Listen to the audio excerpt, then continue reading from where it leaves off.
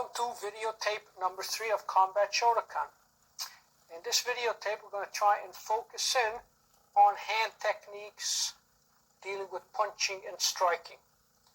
Now, in the first video, we worked on your basics, your stances, how to be solid, how to move. Your second video, we dealt with how to block an opponent, and obviously, probably one of the most important elements is how now to counterattack or strike your opponent.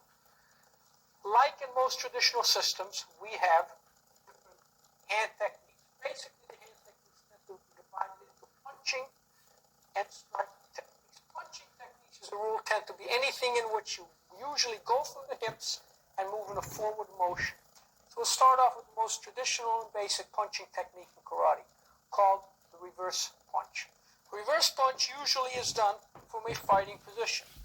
Now, as I emphasized in my other tapes, the most important element is power.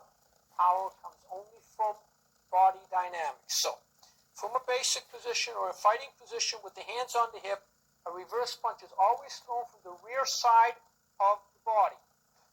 The key to this is hand must stay close to the body, must stay very close to the body with the elbows in. Hips must rotate. Now, this is something that a lot of people don't emphasize. Use the thigh muscles to push the power. A lot of people emphasize this, but the thigh muscles is what pushes the punch forward. The thigh muscles is what drives the punch. That's why in Combat Shotokan, the knee is bent to give you that springing motion as you drive forward. So from your fighting position, you push with the thigh, rotating the hips, then driving in the punch. So what you're doing is pushing with the thigh, rotating the hips, and driving in. The key, again, always body dynamics. Okay? So you're facing an opponent, fighting position. Okay, from here. Driving in. Notice again, at the moment of impact, rocking the hips, solidly forward, driving the punch in. One of the things that you have to remember is that locking the back knee is important because your opponent may be moving in on you. From your opponent moves in, boom, you want to draw, you want to stop. He moves in, you want to stop him. If this is too weak, you're going to collapse. When he moves in, you want to lock the back knee solid. You want to lock that back knee to give you support. On the reverse punch, make sure that you are consistently punching with the front two knuckles. Don't bend the wrist this way. Don't bend it upward. Make sure that the fist is solid and your hands are solid. Do not put the thumb in. Always make sure the thumb is solidly curled around the fingers. Reverse punch. Now, the next thing is a forward punch. The only difference between a reverse and forward punch is that on the forward punch, the punch comes from the forward side. Rather than coming from here, the punch comes from the forward side. Now, obviously, you can see that the forward punch is not going to be anywhere near as powerful because of the fact that you don't have that kind of counter rotation that you need for drive. But what I find is that in combat, it is extremely effective because it is quick and you can use the body to lock in. For example, I face an opponent and my opponent just walks into me quickly. Boom! See, by driving forward, really driving in and pushing my hip into it, I'm going to get the impact I need to stop him. I will never use a forward punch into the body. If ever, I will always use it higher up. Boom, neck, okay, or way up to the face area. Because what you want to do is you want to drive in really deep. The motion is similar to the forward. Now, one thing that a lot of people don't realize is the twisting or torquing motion of the wrist. This is important because everybody makes this mistake. They start the rotation way too early. The purpose of the rotation is penetration. You don't want to end up twisting your hand and then hitting. What you're trying to do is not really twist till you're almost on top, so at the moment of impact, it actually drives into the body. So get into the habit of realizing that the twist is almost at the end of the punch. So when you're doing that motion, okay, put your hand behind. When you're doing that motion, the twist is at the end of that punch. That's what's going to penetrate, like a screw. So reverse punch, forward punch. That's the difference. Reverse punch, forward punch. Both of them must use body dynamics. On the street, you got to have a lot of body. Got to have a lot of body. Now, oftentimes, you're not in a proximity to hit your opponent. Or what you want to do is you want to stop your opponent before he gets to you. So let's say my opponent pushes me. Now, way over here, he starts to move in. Whack! Okay, I want to hit him before he hits me. And for that, we use what we call a lunge punch. And a lunge punch, in essence, is simply a moving punch. What you're doing is, from a fighting position, you're simply taking a step forward and driving in your punch. Stepping forward and driving in the punch. Now, this is the key to making this dynamic. Watch. The right shoulder, as you move in, stays way back till the last second. So at the moment that your foot lands, the right shoulder is still really cocked back. So you get a lot of drive. What often happens when people make this mistake, watch. They step. Notice the shoulder's way forward. All I get now is hand power. But if I keep my right shoulder way back, what I get now is total body power. And that becomes very, very important. As I take my step, my shoulder is still way back. Then I'm going to get a lot of body power. My shoulder is still way back. Lots of body power. Right? One more time, watch carefully. I'm in a fighting position. Watch the shoulder. Way back. That's the key. Because again, you're dealing with trying to knock out your opponent. Boom. If I do it with the other side, same thing. As I step, shoulder way back. Then I punch. Shoulder way back. Then I punch. When you practice it, do it in steps. At the beginning, step, stop, check the shoulder, drive, check the shoulder, drive, check the shoulder, drive. That way, you're going to feel that shoulder back. Lunge punch is a good punch if you want to surprise somebody. I don't advocate it as an attacking technique, fighting position, because usually you got to cover distance. One of the things that I like, or what I advocate about lunge punching, is use it defensively. Guy comes in, beat him to it. The idea being is it's going to totally surprise him. So when you're facing that opponent, he moves in on you, boom, drive it in. Again, keep the shoulders back, drive it in. He comes in, keep the shoulder back, drive it in. Always the shoulder. Now, these are your basic strong punches. One of the things we do is you got to get the feel of really hitting. What the problem is, obviously, you can't go in there and start slugging it out with each other because you're going to always pull your punches. So what I do is I use, what I call a punching racket. All that consists of is basically a racket, which we can really now use as a pad. Watch very carefully. Fighting position, and we'll simply start off with the reverse punch. Now this kind of drill to me is very important because this is reality. And this is all we do. This is the person's head. I come in, the minute it hits, he's going to punch. The idea being is that's what you want to do. You want to get the feeling of distancing.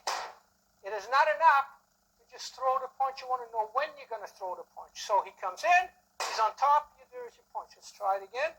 Again, notice the power, body dynamics. That's the key. You always want to get the feeling, to feel the power. If you punch strongly, you're going to nail him. Same type of thing with the lunge punch. You're facing the opponent, he starts to move in, and there it is. See? You move around, he's moving, and you nail him. That's the idea. Keeping the shoulder back, and there. So this kind of training is very, very practical. Same thing with the forward punch. Facing, he comes in, and there it is. See? Getting the feeling of punching something that has the feel of a real person. Roughly the the size of a face. Now, watch very carefully. Fighting position. Let's point out. When you do the punch, this is important. Don't react too early. Ready? Punch. Okay? Too early. Wait until the timing is right. On the reverse punch, slow and now. See? Time. Very important. Now. Get that feeling. Now. Because if you don't get the timing correct, the rest of it is not going to work. And always remember, use the body rotation. Body rotation, body rotation. Now, because of the fact that you are going to be in many different situations, the punches are important, not just from straight on, fighting position. So let's get back to what we originally talked about. Guy attacks, go, step to the side. Now, instantly reverse punch. Wham! Okay? So, perfect example of the use of the reverse punch. He attacks, off to the side, notice my right shoulder, counter attack. Let's do it slow. He comes in, 1, right shoulder, 2, strong reverse punch.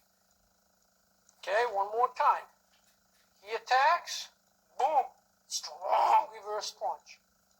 Okay, he attacks, boom, strong reverse punch. Always from the shoulder. Notice that's the key. He comes in, punches head level, boom, block, strong reverse punch. The reverse punch is very, very practical. Almost any situation can be used. He comes in, throws a punch body, wham, okay? Throws a punch low, 1, 2. Now you notice the key again, no matter what we do, is every time I block, I use the body, bend the knee, then when I counter punch, I rotate everything into it. Never, ever just using one part. Unity of body. Fighting position. He comes in, bam! Using the forward punch. Beating him to it. Once more, he comes in, bam! See that? Beating him to it. Even here, if you notice, even though I don't have as much body drive, watch my shoulder. He comes in, you beat him to the punch. Again, the key, body, constant body. Keep that in mind on all your basic punches. Now, a punch doesn't always have to necessarily go from the front. He comes in, go. You can literally do a punch from any position of the body. You can do a punch from the front, from the side, from the rear, anywhere. But anytime you throw a punch, don't start it from the front, start it from as far back as you can and drive it in. Now, besides just the reverse and forward punches, there are more interesting and esoteric punches that are very, very good to use when you're in closer in. For example, reverse and lunge punches are distance-oriented punches. But oftentimes, a guy throws a punch and he gets really on top of you. Nah, you're jammed. You simply can't throw a reverse punch. Here's what we call a vertical punch. See?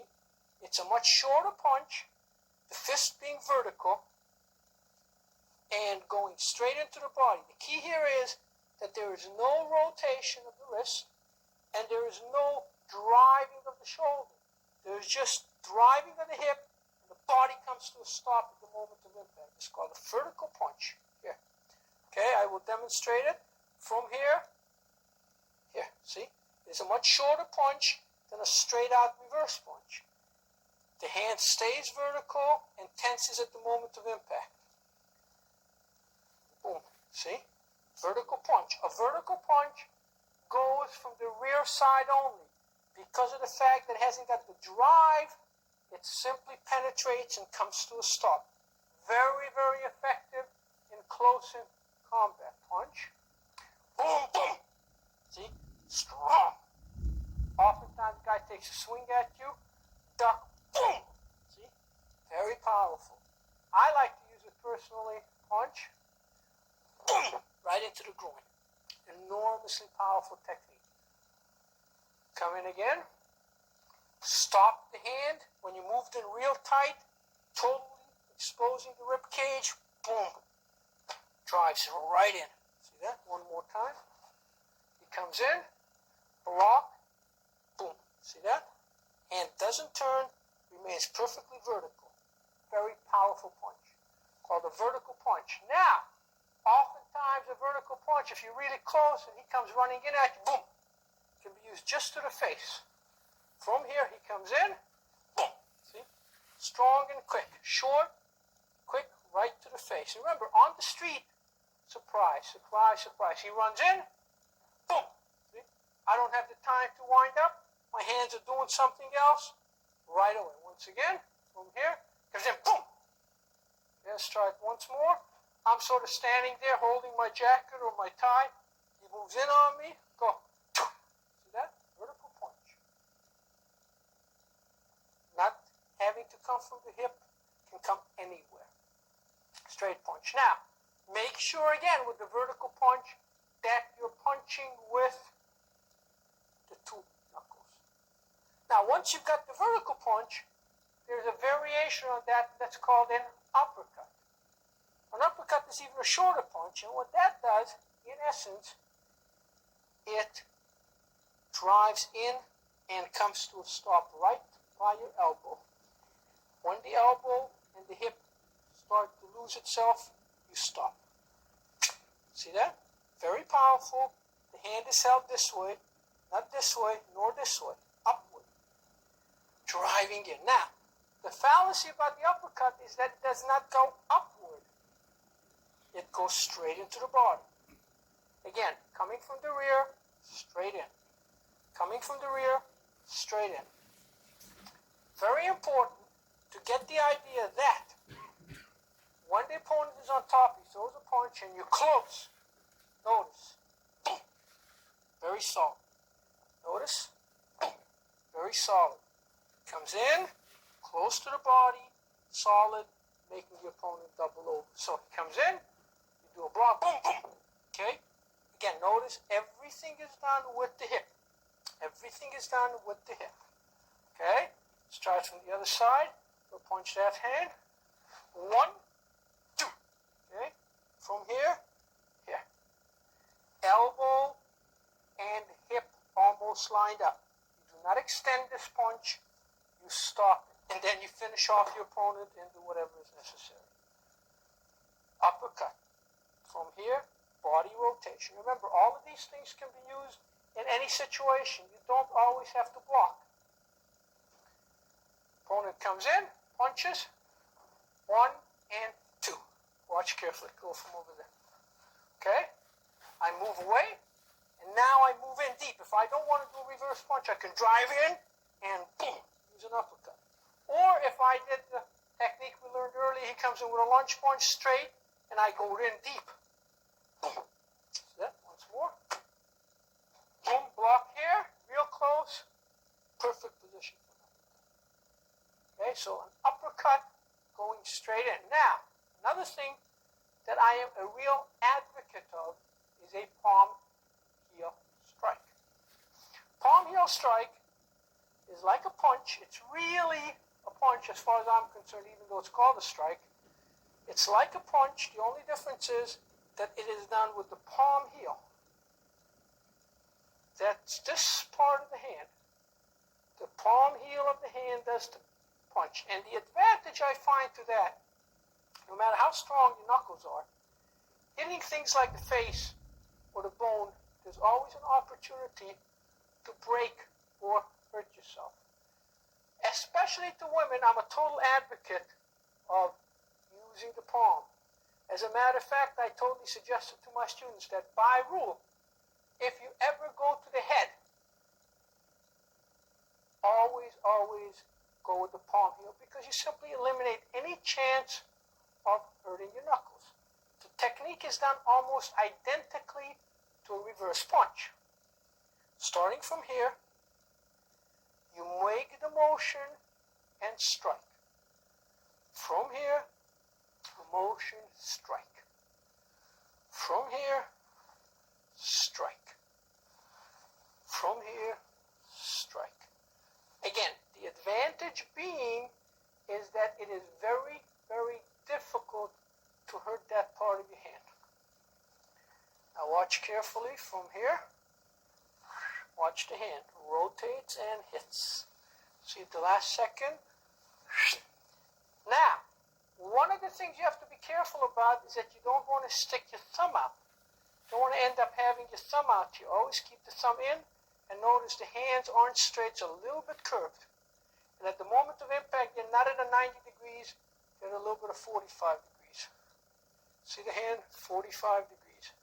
Not 90, because 90, you're going to push your hand back and hurt it. Now, when you're dealing with the reverse, with a full palm heel strike, keep in mind that you want to try and avoid as much as possible the bony areas of the body. You want to try and go for the soft part, the nose, the side of the fist, if anything, the ear. Now, do not, if you can help it, run it straight into the jaw. Because even though you may hurt him, you still get a good chance of him snapping down and ending up hurting your wrist backwards. So make sure you try to go above the nose. Another thing that you have to be very careful of is try to avoid going into the teeth, because upper molars can go right into your hands and end up cutting you. So whenever possible, nose area, side of the face area, even upper nose area. That's the best place for palm heel. Now, another punching technique that I find oftentimes useful is an U-punch. I don't see a great deal of use for it, but I have found it as a great surprise. Someone grabs you, boom, you punch simultaneously, hands low and high. They grab you, boom, see, high and low. What you're doing is an uppercut here and a punch here. I tend to do it high palm heel bottom punch. Come in, boom. See that? All you're really doing is delivering two techniques simultaneously. From here, two techniques simultaneously. Oftentimes, even in a confrontation, I know if I'm going to punch, he may react by moving his head, so I do both. If he reacts one, he'll still get hit with the other. Again, it is not something that I think is a great technique, but it's a good thing to practice, because sometimes you're in a precarious position whereby he's got his hands on one shoulder for you. He can't get this punch in, and he's got the hand on the other shoulder, and you really can't get a good punch here, but you can get a good solid punch to both of them. Okay? Both of them are going to have the double impact that you'd only have with one. So one more time, boom. The idea is coming out from here. Stand over there, please. And same thing here. See, one goes, one comes. One goes, one comes. Now, another interesting technique that I found oftentimes useful in certain situations is a scissor punch. All a scissor punch is your hands coming together like a scissor. Okay, the knuckles almost meeting. Again, these techniques have limited application, but they're very specific application. Later on, when we do the self-defense end of it, you'll see it. But the object here is the two hands almost making a circle and your opponent ending up in the middle. For example, let's say he chokes me. Watch. Boom.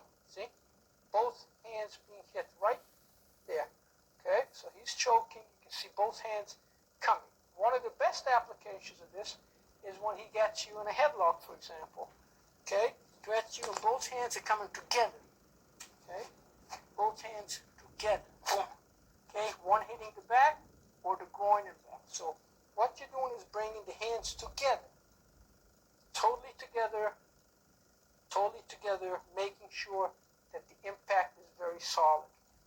Now, besides those kind of punches that we worked on, the next thing is striking techniques.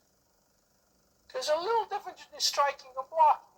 And the difference basically is that striking techniques almost all the time begin not on the hip, but usually somewhere in the shoulder area. And they all the time end up using a snapping motion of the elbow. By using the snapping motion of the elbow, you're striking. The back knuckle is considered the strike. Bottom fist is considered the strike. Now, what we'll do is go through the basic striking techniques that I find very effective. The easiest and most often used technique which I think is good only in the sense of a defensive, quick defensive motion, is a back knuckle. What a back knuckle is simply start off with your hands in a bent position. All I want you to stand there. Now from here, your hand snaps out and pulls back. What it does, snaps out and pulls back very quickly. It's done in a snapping motion. See, in a snapping motion. Now, the impact is on the knuckles. Boom. On the two knuckles. Stand right here. Good. Now watch. The impact is done right here. See? So on the knuckles. Okay. What makes this a nice technique is that even though it is not a super powerful technique, it's very quick. It is done very quickly, and it allows the hand to return. It can be done as a good opening technique. For example, he throws a punch. I block, back knuckle, which will hurt him enough where I can follow in with my strong technique. The back knuckle has the disadvantage of not being powerful enough to totally knock out the opponent. What it does, it hurts the opponent enough whereby now you can come in with a bigger technique. Back knuckle must always start from the shoulder. If you start from here, you're going to up at an angle. Back knuckle starts from the shoulder no matter where it goes. To the eyes, to the body, because from the shoulder you're going to have a lot of whip. Now, what we've talked about before still maintains as much body as you can put behind the technique you do.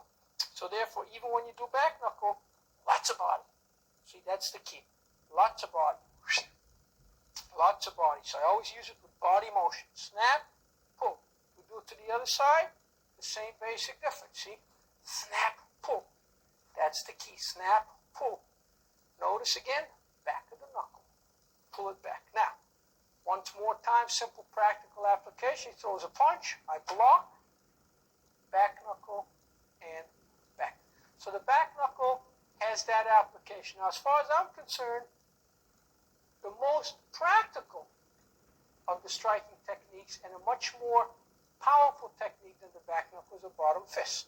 Now, the bottom fist, unlike the back knuckle, is a driving, powerful strike delivered with the bottom of the fist. The most important thing to begin with is make sure that your fist is solid, thumb curled over the hands.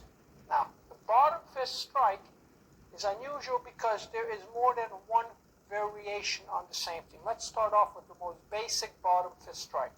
What it is a strike downward from high to low. What it does, it strikes your opponent usually somewhere on the face. And what it's like, from here to here, usually drives forward. Put the other foot forward. From here, driving down on the opponent. As far as I'm concerned, very few techniques in karate are more powerful and more effective on the street. Almost impossible to block, almost impossible to see it coming, and yet incredibly devastating. From here, driving down on the opponent. This is what we call a downward bottom fist. Usually hitting to the bridge of the nose, coming downward with a snapping motion of the whole arm. The most important thing is do not extend it. Keep the arm bent. Drive it down. Okay? Make sure that you drive the arm down. And make sure that you continue driving down so you're really going through the opponent. Now, what makes this so interesting is that it is so powerful that you can use it not just necessarily on the head, but for example, I've done this many times. Someone throws a punch, you block, and I can literally break his muscle by striking on the arm or on the shoulder blade. Once more, let's go through that. Downward motion from way up high to way down low. Way up high to way down low. Now, the bottom fist, again, can go in many different locations. This is simply a bottom fist downward. The same bottom fist strike can go to the side. Here, like the back knuckle, but unlike it in the sense that it doesn't snap back, it drives through. So you're facing here, sideways, bottom of the fist hitting. Perfect example, I'm standing here, all that comes in, boom, okay, driving across, hitting the ear. He comes in from this side, he comes in, wham, okay, an enormously powerful movement. Again, you notice something, even though I don't keep repeating it, body, as much as possible, use the dynamics of the body. More body, more power. This is called a side bottom fist, going to the side. Now, interestingly, a side bottom fist doesn't have to go toward the side. What you can do with it is start it from the beginning. So let's say I'm facing an opponent here, and I'm standing forward. He starts to move in on me, wham, I pivot sideways and surprise him by delivering a side blow. Here's what that looks like. I'm facing here, he starts to move in on me, wham, I end up striking him. Okay? So I'm standing here, he starts to move in, I go wham. Okay, I move into a side position or a horse stance and deliver the bottom fist strike. So it is not necessarily something that you have to perform to the side. But of course, certainly if I'm standing here, I'm walking on the street, and all of a sudden someone attacks me from there, wham! It is certainly a very quick and very efficient technique because I don't have to move. So I'm walking down, and all of a sudden I turn, I see someone come, wham! Okay? Instantly driving in. Bottom fist strike. Now, bottom fist to the side, bottom fist downward. Bottom fist backwards. I'm standing here, I look behind, I see someone coming. Wham! Okay? I totally rotate my body and strike. He comes in, okay? Again, bottom fist, backward motion, enormously powerful move. What I'm trying to do again, use the body rotation and use the whole hand to strike in. Whether I use the right hand or the left hand, the most important thing, use that body. Make it strong. Watch. Just stay there. Pretend I'm going to hit him. Wham! Go right through him and literally take that head off. That, for example, is one of the few techniques that they don't allow in full contact karate because of the fact that it is enormously powerful. Okay? Watch it again. I'm standing here. My opponent comes in. Wham! Instant rotation. Bottom fist. He comes in. I see him. Boom! Coming in. So that is a bottom fist going backward. Now, same type of motion backward, but backwards low. He puts his hand on my shoulder, and he's all of a sudden, wham, going to get bottom fist strike to the groin. Motion is from high to low. Okay, bottom fist strike to the groin. Okay, instead of going high, this time I picked to go low because his hand may have been in the way, especially if this hand is on my shoulder. See, that means that I would have run into his hand, so I picked to go low and strike. So he puts two hands on me. See, I could have a hard time hitting up there, so I choose, boom, to go into the groin. By going into the groin, I am guaranteed total accessibility to him. So the bottom fist, let's repeat that again, can go simply downward. Okay, it can go, stay there, sideways. It can go backwards, or it can go groin level. So the bottom fist is a very, very useful technique. It is also a technique that is powerful. It is what I call a finishing technique. Unlike the back knuckle, which opens you up, this one finishes you off. Now, the next group of techniques that to me is super important, and as far as I'm concerned, again, very, very street practical, is elbows. That is something, unfortunately, is not emphasized too much, only for one reason. Because in sport karate, very few people can use elbows because nobody in a sparring situation is going to allow you close enough proximity to them. So let's go over the basic elbows in combat Shotokan. The most common elbow is a forward elbow. And all a forward elbow consists of is bringing the elbow in a forward motion around in a circle. From here, in a circle, the striking target being the elbow here. What in essence it does is hits the opponent at the side of the face. From here, here. I consider that one of the easiest and most practical techniques. From here, here. Okay? Coming around, opponent faces here, boom, driving it through. Again, this being the target. Now, you can use the forward elbow, other parts of the body, as long as the motion is in a forward circle. Watch carefully, from here, forward circle, that's the key. From here, here, forward circle. So when you practice the forward elbow, what you're trying to do is this. 1, 2. Now, make sure these two lines are aligned. Forward elbow, 1, 2, 3, 4, 5. Now, once you've mastered the forward elbow, then you move on to other types of elbows. Another effective elbow is an upward elbow. Upward elbow is done with a motion up. This time, the upper part of the elbow is going to be the striking point. What it does, it drives up underneath the opponent's chin. From here, underneath the opponent's chin. Close in technique. All elbows are close in techniques. You're driving it close to the body, up and drive. Now remember, don't snap it. The idea is drive through, lots of power. Now watch carefully. Instead of the hand here, hand is twisted vertically. Very important, vertical. Drive it up, vertical, and drive through. Very important. Up, vertical, drive through. Upward elbow. Opposite side, same thing. Upward elbow. From here, up. Notice how close the elbow hand is. It's not way out here. Very close. So if you can see, notice where the hand goes. Very close. Okay? The next thing is a inward elbow. Inward elbow is a little bit interesting because what you're trying to do is travel into the body. What you're doing is driving the elbow into the body. So if your opponent is on top of you, ramming the body in. What it does, especially when someone runs at you and he's going to grab you, it opens, boom, it's total surprise. Total surprise ramming it in. What you have to be careful of is that you don't start to angle it upward.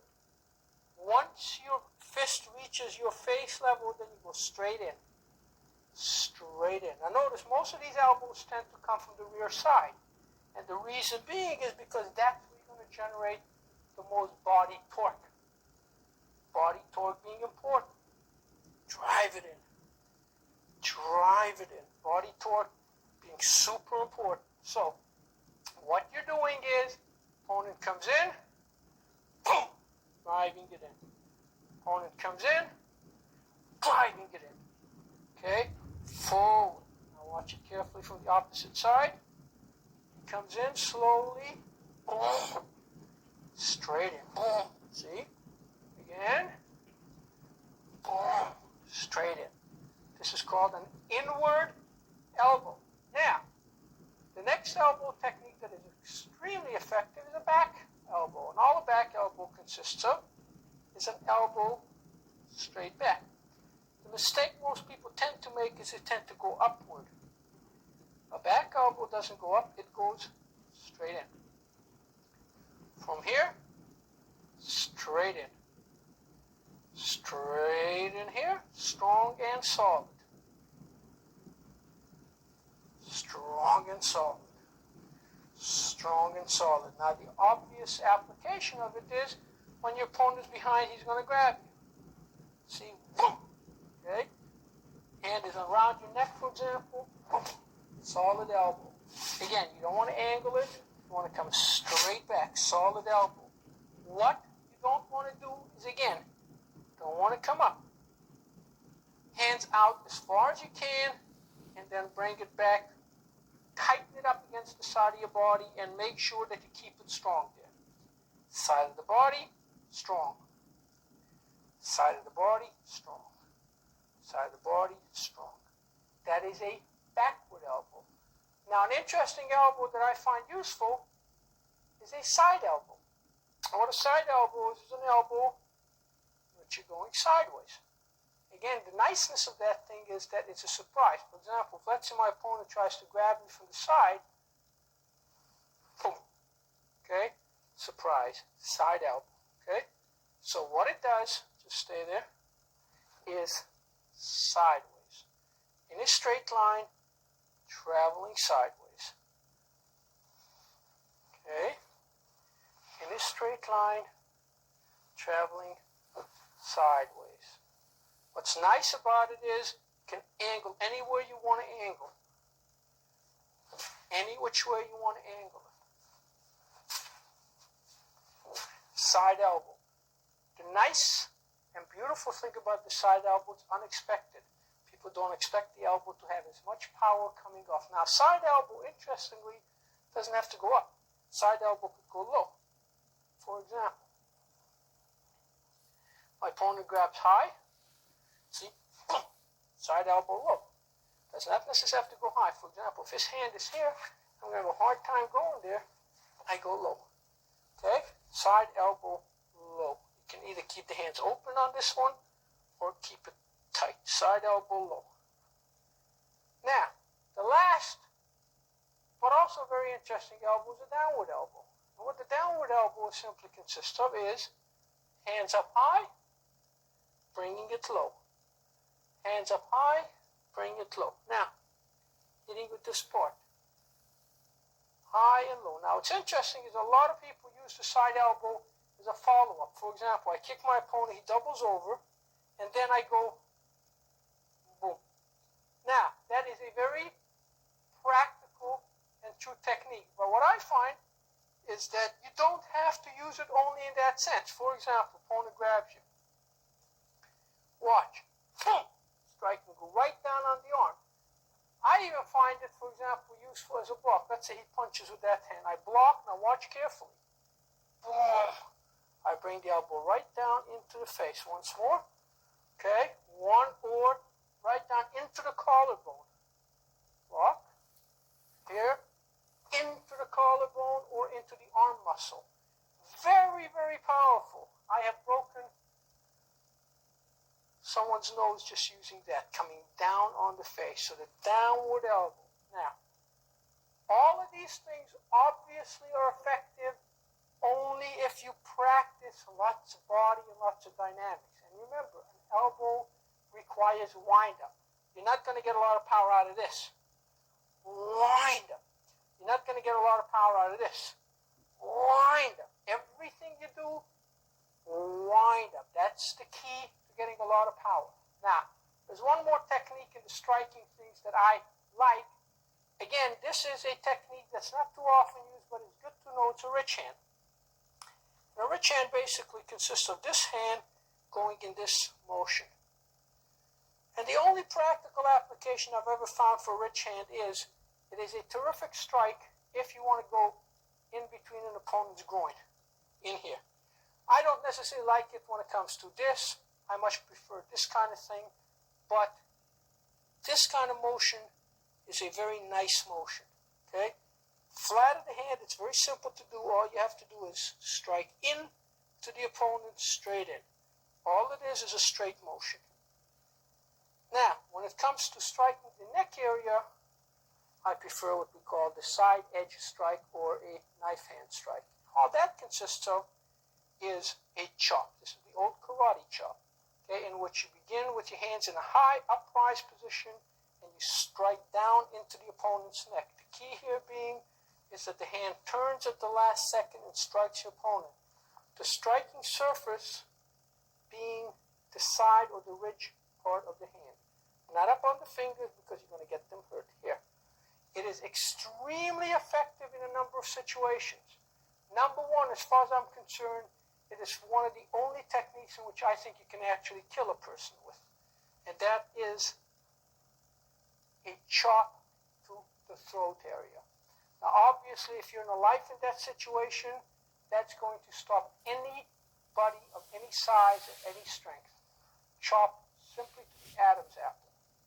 From here, striking across. That's all you have to remember. From here, striking across. A very simple move. Again, the more body you put into it, the more energy you're going to get out of it. The more body you put into it, the more energy. So, for example, if my opponent comes in and he punches, I block, wham, okay? I strike. Now, another place where you can use these kind of techniques is to the muscle part of the body. Because of the fact that a chop is narrow and like a sword, it is very effective because it's going to penetrate the muscle. So you can use it on the big muscle or on the collarbone or on the ear. Always, always coming from high to low. Now, from all of these hand techniques, what we've discovered is that you got the punches, you got your strikes. The choice always depends on your particular place. For example, if my opponent's on top of me, he's got me in a choke, I'm not going to try to do a punch or try to do an elbow. On the other hand, if he's rushing me, I've got plenty of room to move, I'm going to throw my punch. So the most important thing to remember is, once you've learned the basics, think of it logically. Don't use short moves in long situations. Don't try to use long moves in short situations. And always think of your strikes as finishing moves. You don't want to fight. You want to hit him. You want to finish it. Hands are enormously effective for that. So keep that in mind. All strikes have a snapping motion.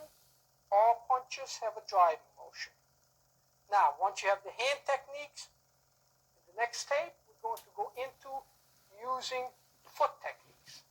So once we have the foot techniques, then you can combine hands, feet, blocks, and motion. And with that, we'll finish off this tape of Combat Shotokan.